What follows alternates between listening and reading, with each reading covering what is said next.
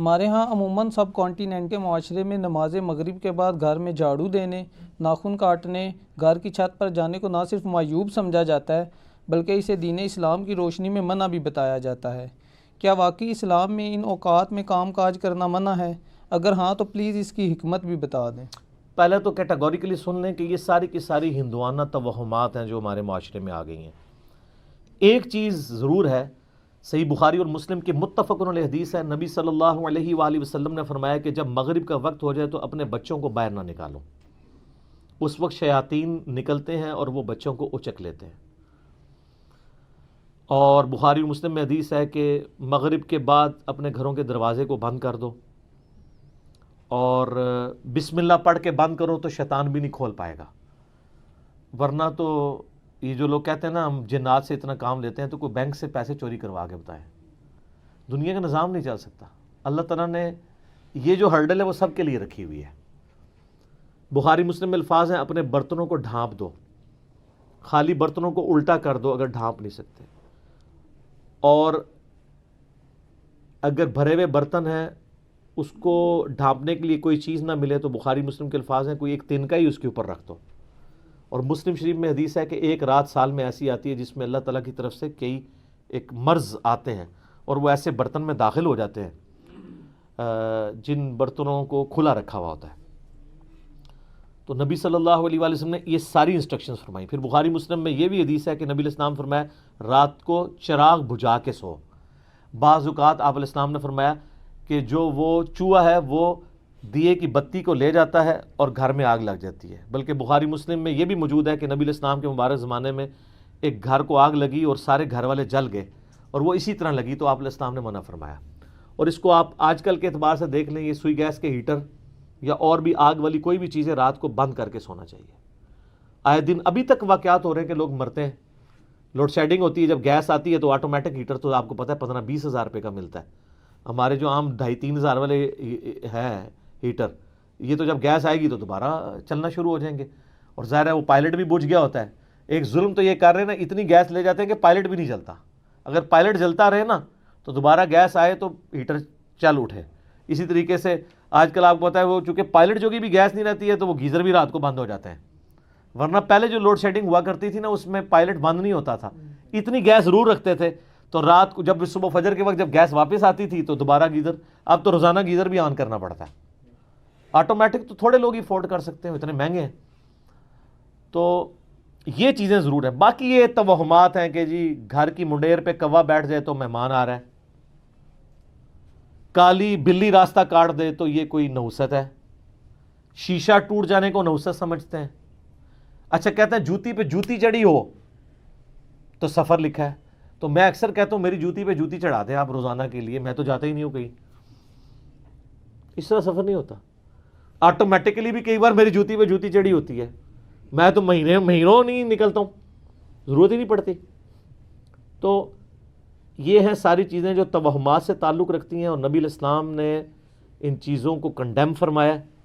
قرآن حکیم میں واضح آیت ہے، سورہ بنی اسرائیل میں 36 نمبر آیت، جو 10 کمانڈمنٹس آئی ہیں نا، 9th کمانڈ ہے وَلَا تَقْفُ مَا لَيْسَ لَكَ بِهِ عِلْمٌ إِنَّ السَّمْعَ وَالْبَصَرَ وَالْفُؤَادَ كُلُّ أُولَٰئِكَ كَانَ عَنْهُ مسؤولا۔ اے انسان کسی چیز کی پیروی اس وقت تک مت کر جب تک کہ تیرے پاس اس کے بارے میں ڈیفینیٹ علم نہ آ جائے۔ بے شک کان، آنکھیں اور عقل، دل یا دماغ کوئی بھی چیز، عقل، اس کے بارے میں تم سے پوچھا جائے گا۔ ان 3 چیزوں کو استعمال کر کے تم نے حق بات تک پہنچنے کی کوشش کیوں نہیں کی؟ اور یہ زلزلہ کیوں آتا ہے؟ اور یہ گائے نے ایک سینگ کے اوپر زمین اٹھا رکھی ہے، جب تھک جاتی ہے دوسرے پہ اٹھاتی ہے تو زلزلہ آ جاتا ہے۔ اب یہ توہمات ہیں، وہ کتنی بڑی گائے ہے، کدھر ہے، سب جھوٹ ہے۔ اسلام ان چیزوں کو نہیں مانتا، یا سائنس پروف کر دے مانیں گے۔ ایکوائرڈ نالج بھی ڈیفینیٹ ہے، ریویلڈ نالج بھی ڈیفینیٹ ہے، لیکن ایکوائرڈ نالج وہ جو یعنی سرٹیفائیڈ ہو تجربات سے۔ مثلا یہ چیز بالکل اسٹیبلش ہے کہ پیٹرول سے آگ بھڑکتی ہے، کبھی ایسا نہیں ہوا کہ آگ کے اوپر پیٹرول پھینکا جائے تو پانی کی طرح اس کو بجھا دے، تو یہ بالکل definite physical phenomena of nature ہے۔ یہ قرآن و سنت کی طرح حجت ہے، اتنا حجت ہے کہ آپ دیکھیں حضرت ابراہیم علیہ السلام نے نمرود کو جس دلیل پہ خاموش کروایا تھا وہ ہے ہی یہی تھی کہ میرا رب وہ ہے جو مشرق سے سورج نکالتا ہے، اگر تو رب ہے تو مغرب سے نکال کے بتا، تو ہکا بکا رہ گیا تھا کافر. اب یہ سائنٹیفک ایک فینومینا تھا جو حضرت ابراہیم علیہ السلام نے سامنے پیش کیا. اللہ تعالیٰ کے جو یہ فزیکل فینومینا ہیں اتنے محکم ہیں کہ کبھی کبھار ہی ٹوٹتے ہیں. آگ ایک ہی دفعہ ٹھنڈی ہوئی ہے ابراہیم علیہ السلام کے لیے، روز روز تو نہیں ہوتی. کعبے کو بھی اللہ تعالیٰ نے ابرا کے لشکر سے ایک ہی دفعہ بچایا ہے. اس کے بعد تو یزید کے دور میں خانہ کعبہ کے اوپر چڑھائی ہوئی ہے اور غلاف کعبہ کا کچھ حصہ جل گیا. اس کے بعد پھر حجاج بن یوسف کی چڑھائی کے دوران خانہ کعبہ کی دیوانیں منہدم ہو گئیں، کچھ نہیں ہوا. واقعہ حرہ میں مدینہ شریف کی حرمت پر مال ہوئی. دنیا بقدر ایفرٹ ہے. آپ لاکھ کہتے ہیں بزرگوں نے دنیا کا نظام سنبھالا ہوا ہے، کوئی فرق نہیں پڑتا. تو یہ چیزیں بقدر ایفرٹ چل رہی ہوتی ہیں. باقی یہ جتنے توہمات ہیں کہ شام کے وقت جناب وہ آپ جھاڑو نہیں دے سکتے، بھئی کیوں نہیں دے سکتے؟ کامن ہے. ناخن نہیں کاٹ سکتے. اور میں نے تو گھروں میں لڑائیاں ہوتی دیکھی ہیں اس بات کے اوپر. خاوند بیویوں کو ڈانٹ رہے ہیں، مائیں بچوں کو ڈانٹ رہی ہیں رات کے وقت کو ناخن کاٹ لے، اور ان سے یہ پوچھیں کہاں لکھا ہوا ہے تو نہ ان کو پتا نہ ان کو بتانے والوں کو پتا. سارے سنا کے سننی ٹنی پڑھ پڑھا کے سننی بنو. اسلام میں کوئی ایسی چیز نہیں ہے کہ آپ اس کی بنیاد کے اوپر لوگوں کو مصیبت میں ڈال دیں. جو چیزیں منع کرنے والی تھی وہ کر دی گئی ہیں. وہ میں نے آپ کو بتا دیا کہ رات کے وقت بچوں کا نہیں نکالنا آپ نے، مغرب کے وقت وہ ساری چیزیں اپنی جگہ موجود ہیں. اچھا ہوتی کوئی یعنی 10 چیز موجود ہے، اس کے ساتھ صفر لگا کے اس کو 100 کر دیتے ہیں، کوئی اور صفر لگا کے 1000 کر دیتا ہے. اس طریقے سے بڑھاتے چلے جاتے ہیں، غلوف کرتے جاتے ہیں. حقیقت میں وہ چیز بڑی تھوڑی ہوتی ہے.